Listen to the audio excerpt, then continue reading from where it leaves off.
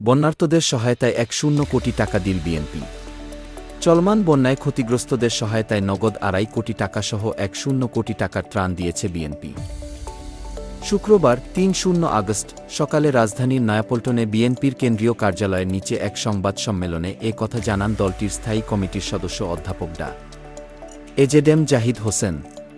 তিনি বলেন, বিএনপির ত্রাণ তহবিলে দলের নেতাকর্মীসহ সর্বস্তরের মানুষ ব্যাপক সাড়া দিয়েছে। গত ৫ দিনে নগদ ২.৫ কোটি টাকাসহ প্রায় ১০ কোটির ত্রাণ সংগ্রহ করে সরবরাহ করা হয়েছে বন্যাকবলিত এলাকায়। তিনি আরও বলেন, বন্যার পানি ইতিমধ্যে কমতে শুরু করেছে, ফলে এসব এলাকায় রোগবালাই বেড়ে যাবে। সেজন্য আমাদের চিকিৎসকগণ এবং বিভিন্ন ওষুধ কোম্পানিগুলো ওইসব এলাকায় ওষুধ বিতরণের কার্যক্রম শুরু হয়েছে।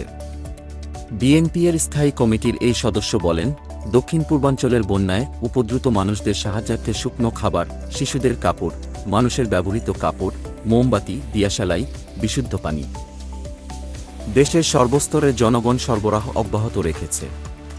রিকশা চালক, স্কুল, কলেজের শিক্ষার্থী, মাদ্রাসার শিক্ষার্থীসহ সর্বস্তরের মানুষ বিএনপির ত্রাণ তহবিলে সহায়তা দিচ্ছে।